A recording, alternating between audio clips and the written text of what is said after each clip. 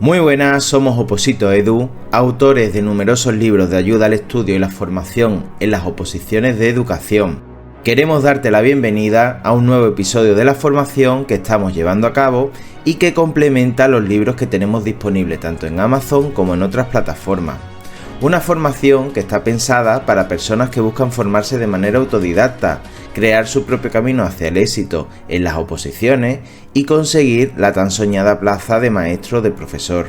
En este episodio vas a conseguir información, consejos y sobre todo la motivación necesaria para alcanzar tu objetivo final, la plaza, construyendo así una vida más fácil. Ahora sí, vamos allá, te dejo con el episodio. Pensemos en el cerebro de un bebé de apenas 18 meses.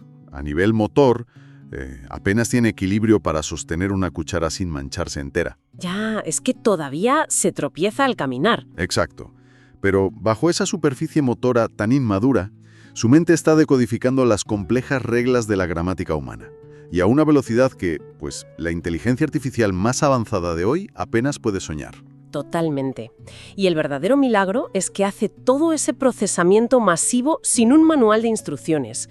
Simplemente observando, escuchando y jugando con su entorno. Es alucinante. Lo es. Es una maquinaria biológica y social operando al máximo rendimiento. Y bueno, hoy vamos a desentrañar cómo ocurre exactamente ese milagro. Lo vamos a hacer utilizando una base muy concreta que son los apuntes del famosísimo tema 18 para las oposiciones de maestros de educación infantil en España.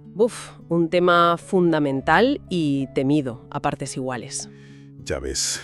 Pero la misión en este análisis a fondo no es recitar un listado de leyes o teorías para soltarlo de carrerilla ante un tribunal. Claro, eso no sirve de mucho en la práctica. Eso es. El objetivo es destripar la maquinaria real que hay detrás de la adquisición del lenguaje. La relación entre el pensamiento, los gestos y, los problemas que surgen irremediablemente en el aula. Queremos transformar un texto que puede ser muy denso en herramientas comprensibles y memorables, algo vital para quienes nos escuchan y aspiran a la docencia. Porque el lenguaje es la herramienta que vertebra absolutamente todo lo demás. Así es. De hecho, si revisamos la LOMLOE, la Ley Orgánica 3/2020, el propio preámbulo lo deja muy claro. Ajá. ¿Qué dice exactamente? Pues establece que la educación es el medio más adecuado para desarrollar al máximo las capacidades de las personas y también para conformar su identidad y configurar su comprensión de la realidad. Claro, y ninguna de esas tres grandes metas es alcanzable si un niño no domina el lenguaje. Exactamente. Es el pilar de todo. Pues para entender los problemas de fluidez o cómo encajar esto en el currículo, me parece inevitable retroceder a la casilla de salida. Al origen de todo, ¿no? Sí. Siempre me ha fascinado el debate histórico sobre el origen del lenguaje. ¿Venimos con el idioma programado de fábrica en el cerebro o nacemos siendo un lienzo completamente en blanco? O sea, si necesitamos que la sociedad pinte sobre nosotros. Exacto. ¿Qué dicen las fuentes sobre esto? Pues a lo largo del siglo XX, la ciencia ha dado unos bandazos enormes entre esos dos extremos. Al principio dominaba el enfoque conductista o ambientalista, liderado por Skinner. El conductismo clásico. Eso es. Su premisa era que nacemos como ese lienzo en blanco y aprendemos a hablar por puro condicionamiento mecánico, estímulo, respuesta y refuerzo. O sea, un mecanismo casi de adiestramiento. Tal cual. Si el niño balbucea algo que suena a agua y el adulto le da un vaso de agua, pues el niño asocia el sonido al premio y lo repite. Esa era la idea dominante. Pero el problema es que luego irrumpe Chomsky con su teoría innatista y desmonta esa visión por ser demasiado simplista. Chomsky siempre revolucionando. Totalmente. Chomsky plantea el concepto de la pobreza del estímulo.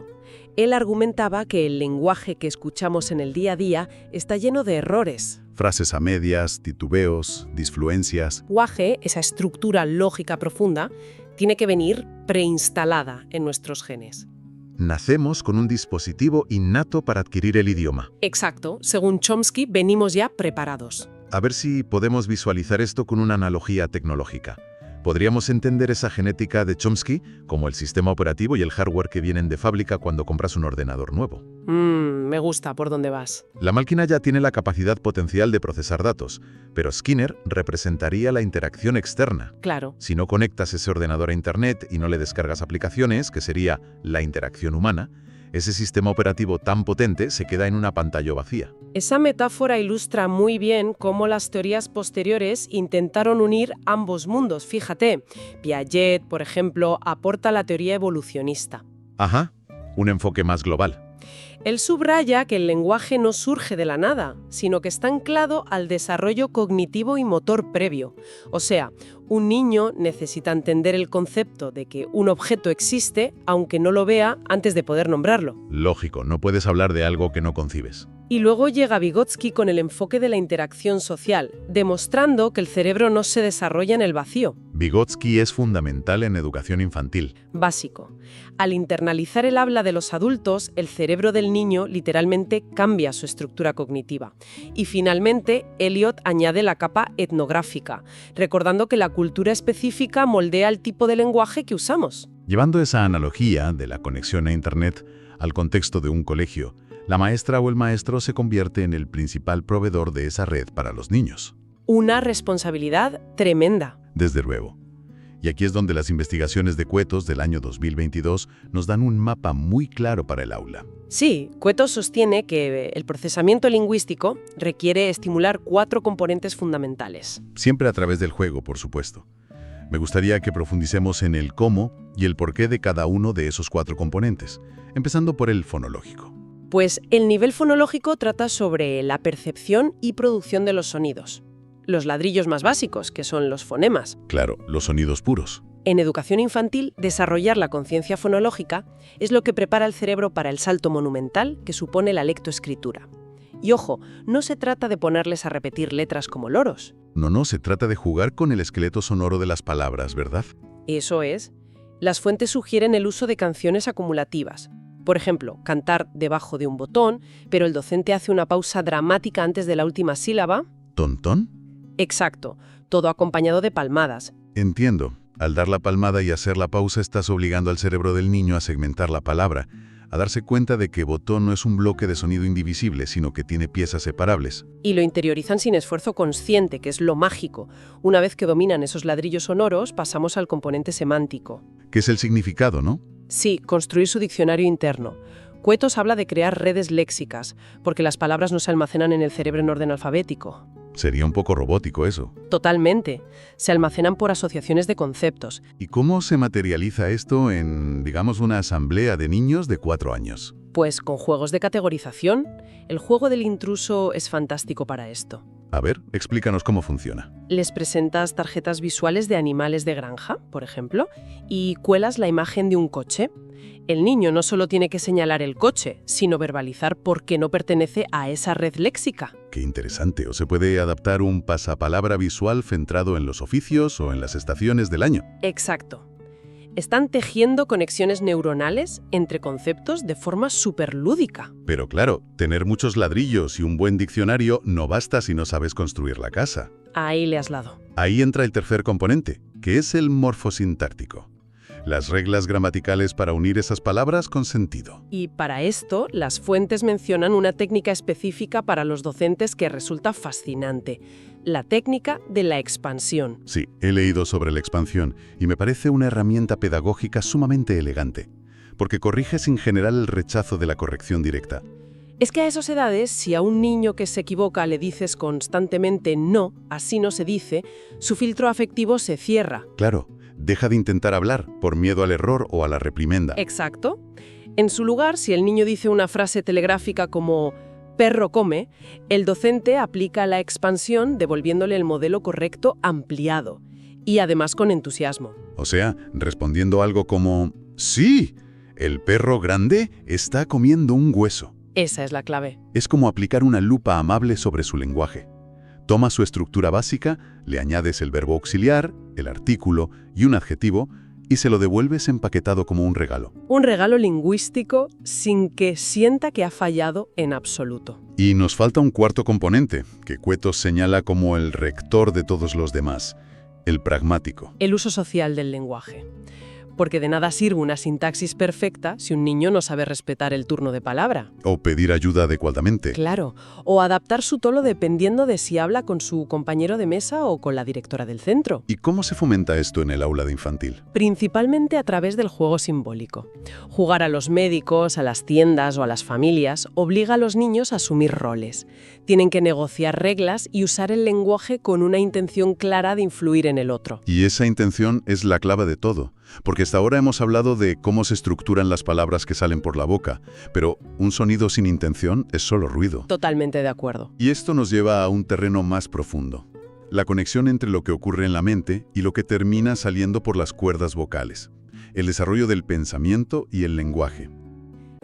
Perdona que te interrumpamos un segundo la formación, pero si estás escuchando esto desde Spotify, te queremos pedir algo muy sencillo, pero que va a marcar la diferencia para que la formación llegue a más gente y tenga sentido seguir creándola. Te pedimos por favor que detengas solo un segundo la formación y puedas valorarla del 1 al 5. Cuantas más opiniones recientes de 5 estrellas tengas, más nos vas a ayudar a que el algoritmo reconozca esta formación como interesante y que podamos seguir creando nuevos capítulos. De verdad, solo te va a llevar 10 segundos porque no hay que escribir nada, únicamente puntuar, y a nosotros nos vas a ayudar un montón. Para desentrañar esa conexión, las fuentes se apoyan mucho en la visión de Piaget y en sus famosas etapas críticas en los primeros 6 años de vida. Empecemos por la primera, de 0 a 2 años. Ahí el niño se encuentra en la etapa del pensamiento sensorio-motor. Su forma de comprender el mundo es física. Chupar, morder, tirar cosas al suelo para ver qué ruido hacen. Y a nivel lingüístico, ¿qué está pasando ahí? Pues emiten balbuceos y arrullos. No hay palabras reales todavía, pero están calibrando la maquinaria fonoarticulatoria. Entendido. Luego llegamos a la franja de los 2 a los 3 años, donde arranca el lenguaje temprano y el pensamiento preoperacional. Y aquí la característica mental dominante es el egocentrismo. Su cerebro aún no ha desarrollado la capacidad de comprender que otras personas tienen perspectivas o emociones distintas a las suyas. Por eso su lenguaje refleja ese mundo centrado en el aquí y ahora. Eso es, hablan en monólogos.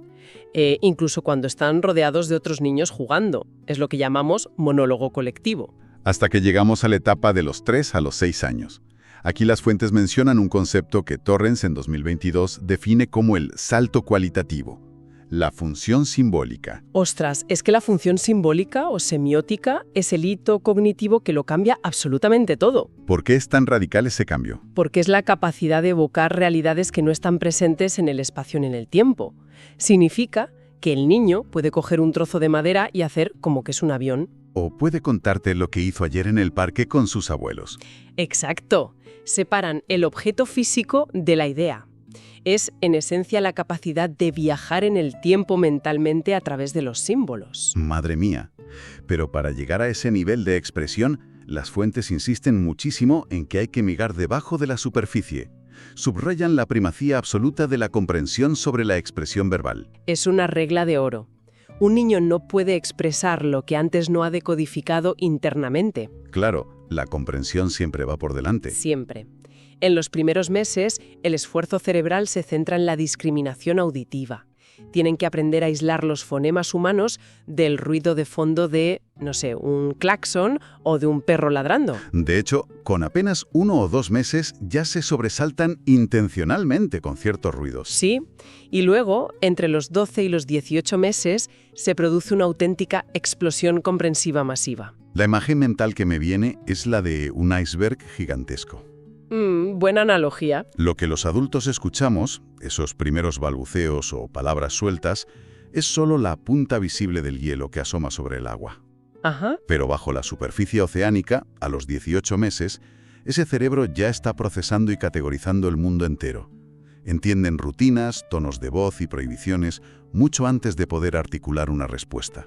Entender ese mecanismo del iceberg es vital para el futuro profesorado, porque evita la frustración de pensar que un niño que habla poco no está aprendiendo. O que tiene un problema grave, cuando a lo mejor solo está asimilando. Eso es. Su cerebro está trabajando a un ritmo vertiginoso en la asimilación. Alrededor de los 3 años y medio, esa comprensión ya les permite ejecutar 3 órdenes consecutivas sin perderse. Cosas como guarda el cuento, coge tu abrigo y siéntate en la silla. Exacto, secuencias complejas. Pues si la comprensión es la parte sumergida del iceberg, la expresión oral es el proceso de ir rompiendo la superficie del agua poco a poco. Y las fuentes dividen esta emergencia en hitos muy marcados. Mientras disfrutas de esta formación, queremos recordarte que puedes llevar tu preparación un paso más allá con nuestros libros especializados. En ellos vas a encontrar todo el contenido que estás escuchando ahora, pero ya organizado en papel, con tablas, gráficos, resúmenes diseñados para facilitar el estudio y, por supuesto, a un precio muy económico. Son materiales creados pensados en el opositor de ahora, claro, directos y perfectos para preparar el examen de forma autónoma y con garantías de éxito. No lo dejes pasar, dirígete a la descripción o a los comentarios de esta formación y haz clic en el enlace que te llevará directamente a la compra del libro. Tu mejor nota empieza aquí. Está la etapa prelingüística, que abarca el primer año, con esos gritos vegetativos que evolucionan hacia la imitación de la melodía de la voz materna. Y luego entra la etapa lingüística propiamente dicha. Ahí hay un fenómeno entre los 6 y los 12 meses que me parece un reflejo fascinante de cómo funciona el cerebro: la sobreextensión semántica. Ah, sí, es un mecanismo de categorización maravilloso. ¿Cómo funciona exactamente? Ocurre cuando el niño aprende una palabra, por ejemplo, perro, y de repente empieza a usarla para nombrar a un gato, a una vaca o a un caballo. O sea, llama perro a todo lo que se mueve a 4 patas. Exacto. Su repléxica es limitada. Así que su cerebro agrupa la realidad por características físicas evidentes. Si tiene 4 patas y pelo, entra en la categoría perro, hasta que el vocabulario alcance a su capacidad de observación. Es pura lógica infantil. Pasan los meses y entre el año y el año y medio entramos en la fase de la palabra frase o habla holofrástica, Que es pura economía del lenguaje. Un niño señala una botella y dice agua, pero el significado real que está transmitiendo es tengo sed, ábreme la botella que no alcanzo. Toda la intención pragmática recae en una sola palabra que además siempre va apoyada por el gesto. Y de los 2 a los 3 años surge el habla telegráfica. Empiezan a pegar palabras seguidas como si fueran ladrillos sin cemento. Yuxtaponen sustantivos y verbos básicos, omitiendo artículos y preposiciones. Dicen papá coche calle para explicar que su padre se ha ido a trabajar. Eso es. Y justo después, a los 3 años, detona la fase que agota la paciencia de cualquier adulto. La edad de los por qué. Madre mía, la fase de los porqués, seguido hacia los 5 años por la capacidad de distinguir lo real de lo imaginario. Todo este recorrido no es solo teoría académica, sino que tiene un anclaje legal estricto para quien trabaja en el aula. El Real Decreto 95/2022 exige que esta evolución se trabaje dentro del área de comunicación y representación. Y el abordaje de ese currículo presenta un problema estructural que Cassany, en sus textos de 2022, señala con mucha agudeza.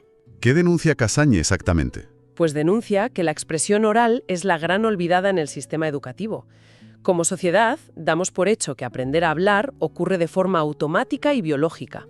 Así que las escuelas concentran casi toda su energía y recursos en la lectoescritura, ¿no? Exactamente. Resulta paradójico. Nos obsesionamos con que un niño de 5 años tenga una caligrafía inmaculada, cuando en su vida adulta los momentos más decisivos dependerán de su oralidad en tiempo real. Totalmente cierto.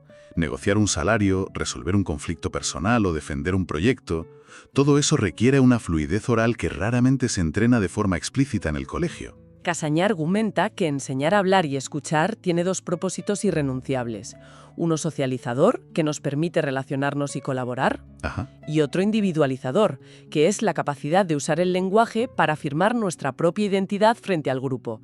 Y esto implica trabajar el debate, la escucha activa y la argumentación desde las asambleas de infantil. Y cuando hablamos de argumentación en tiempo real, hay que reconocer que gran parte de lo que comunicamos jamás pasa por las cuerdas vocales.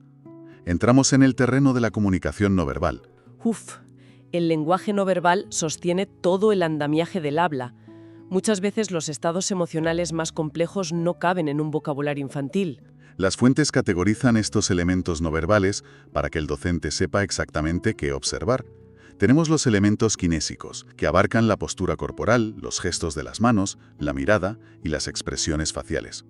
Luego están los prosódicos, que determinan cómo suena la voz más allá de las palabras. La entonación, las pausas. Eso es, las curvas melódicas que indican si estamos preguntando, afirmando o dudando. También intervienen los elementos proxémicos, que analizan el uso del espacio personal. La distancia física que un niño pone respecto a otro cuando está enfadado o buscando consuelo. Y finalmente, los elementos paralingüísticos, que son cualidades como el volumen, el ritmo de habla o las vacilaciones. En el desarrollo de un bebé, el gesto precede a la intención. Empiezan con movimientos aleatorios, pero pronto descubren el diálogo gestual. Donde la sonrisa compartida con los cuidadores es el primer gran triunfo comunicativo, claro. A medida que el niño domina el lenguaje oral, la palabra va sustituyendo al gesto, aunque este permanece como un apoyo emocional vital. Un contexto que puede alterar por completo el significado. Pensemos en una situación cotidiana de aula. Es como la banda sonora de una película. A ver, pon un ejemplo. Si la maestra se acerca a un alumno y le dice verbalmente «¡Qué dibujo tan bonito!», pero lo hace cruzada de brazos, invadiendo su espacio proxémico con brusquedad y con un tono prosódico plano y aburrido. ¡Buf! El niño va a creerse la banda sonora física, no el guión verbal. Exacto. El cuerpo contradice a la palabra y el cerebro evolutivamente confía más en el gesto. Por eso, el nivel de autoconsciencia del docente debe ser altísimo. Ahora bien, hasta este punto hemos descrito el mapa normativo ideal del desarrollo. El verdadero reto llega cuando la realidad del aula altera este mapa. Es imprescindible conocer los trastornos del lenguaje para no confundir un proceso evolutivo normal con una patología. Las fuentes exigen rigor y tomar como referencia el desarrollo normativo, poniendo especial atención en la ventana crítica entre los 2 y los 4 años. Si seguimos la clasificación que hace Aguilar en 2021, los problemas se dividen en bloques muy claros, empezando por las alteraciones de la voz. En la voz hay que distinguir entre disfonía y afonía. La disfonía es una alteración en el tono, el timbre o la intensidad. A menudo causada por un trastorno orgánico, como nódulos, ¿verdad? Sí, o simplemente por un mal uso vocal, como gritar constantemente en el patio. La afonía, en cambio, es la pérdida total de la voz. Ese es el aspecto puramente sonoro. Los problemas que suelen generar más confusión terminológica son las alteraciones de la articulación. Las dislalias, las disglosias y las disartrias. Las dislalias son súper comunes en infantil. Consisten en la incapacidad para pronunciar fonemas concretos, ya sea porque los omiten o porque los sustituyen por otros más fáciles. El típico caso del niño que dice tato en lugar de zapato. Exacto. Las disglosias suenan parecido, pero el mecanismo detrás es muy distinto. Aquí hay una malformación física en los órganos periféricos. ¿Como un labio leporino o una fisura en el paladar? Imagina intentar pronunciar una P o una B si el aire se escapa por una fisura en el paladar. Es físicamente imposible generar la presión intraoral necesaria. Claro, no es un tema de aprendizaje, es anatómico. ¿Y las disartres? También afectan a la articulación, pero derivan de lesiones en el sistema nervioso central que impiden el control muscular adecuado. Pasando de la articulación a la fluidez del habla, nos encontramos con la disfemia, comúnmente conocida como tartamudez. Y aquí surge una situación crítica de manejo en el aula. Ojo con esto, que es súper importante. Con la disfemia, en niños de 3 años, es muy fácil que un adulto bien intencionado cometa el error de intentar ayudar terminando la frase por el niño. O pidiéndole que se detenga y respire hondo. Exacto. ¿Por qué las fuentes desaconsejan tajantemente estas reacciones? Porque demuestran un desconocimiento de lo que está ocurriendo a nivel cognitivo. Hay que diferenciar radicalmente entre la tartamudez fisiológica o evolutiva y una verdadera tartamudez que se instaura más adelante. La evolutiva es habitual a los 3 años, ¿no? Muy habitual. Ocurre porque el pensamiento causal del niño, la cantidad de ideas que quiere expresar, viaja mucho más rápido que su inmadura capacidad motora articulatoria. Hay un atasco biológico. Y al terminarles la frase o decirles que respiren, el adulto sin querer les está enviando el mensaje de que su forma natural de hablar es defectuosa y angustiosa. Exactamente. Generan una ansiedad anticipatoria en el niño. La próxima vez que quiera hablar, recordará la tensión del adulto y el bloqueo empeorará. Entonces, ¿cuál es la intervención correcta en estos casos? El modelado prudente. Mantener el contacto visual relajado, esperar sin interrumpir y responder con un ritmo de habla pausado que sirva de patrón tranquilizador. Finalmente, la clasificación de Aguilar aborda las alteraciones del lenguaje entendido como un sistema global. Hablamos de situaciones como el mutismo, que puede ser repentino tras un choque afectivo grave. O el retraso en el desarrollo del lenguaje, donde los hitos normativos no se alcanzan a tiempo a pesar de no existir déficit cognitivo. Y las afasias, que tienen origen en lesiones cerebrales que afectan tanto a la comprensión como a la expresión. Claro, al escuchar toda esta batería de alteraciones clínicas puede parecer abrumador al preparar este tema. Desde luego. Por eso, el temario hace una categorización complementaria vital según la permanencia del problema en el tiempo, para dimensionar las expectativas en el aula. Hay trastornos permanentes, como las afasias graves o las hipoacusias profundas, que requerirán apoyos continuos. Hay trastornos no permanentes, como la mayoría de las dislalias o los retrasos simples, que con intervención lógica desaparecen. Y hay dificultades entrenables, como las disgrafías en la escritura, que se manejan dotando al alumno de estrategias compensatorias. Y el texto es tajante sobre dónde termina la responsabilidad de quien está a cargo del aula general. Vital recordar esto. La función de una maestra de educación infantil no es diagnosticar una disglosia o una afasia. Su papel es actuar como el radar de primera línea, observar sistemáticamente, comparar con los hitos del desarrollo normativo, adaptar el entorno para evitar el aislamiento del alumno y derivar esa información a los especialistas, ya sea el equipo de orientación, el profesional de audición y lenguaje o el pediatra.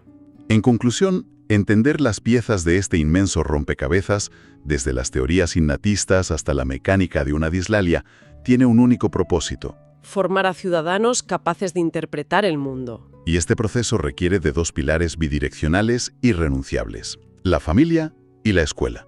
De poco sirve un trabajo fonológico impecable en el aula si en el hogar hay un vacío comunicativo. La figura de la persona tutora emerge ahí como el gran nodo coordinador de toda esa información. Una labor de coordinación que exige actualización constante.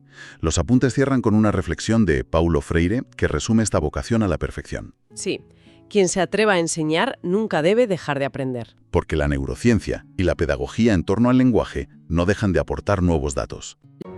Muchas gracias por acompañarnos de nuevo en esta formación. Si quieres acceder a toda la información que has escuchado, acceder a todos los recursos y materiales complementarios, los tienes disponibles a través de los enlaces que encontrarás en la descripción y en los comentarios de este episodio.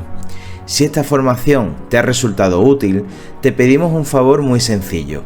Suscríbete y déjanos tu valoración en Spotify o tu like en YouTube. Tu apoyo es la clave para que podamos seguir creciendo y creando nuevos contenidos gratuitos como este, ya que la plataforma da mucha importancia a las reseñas más recientes. De verdad, es algo importante.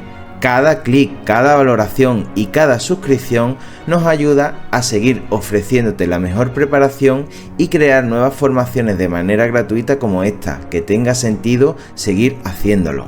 Y aquí acabamos. Un fuerte abrazo y sigue avanzando porque ya estás un paso más cerca de tu objetivo final. Nos vemos en la próxima formación.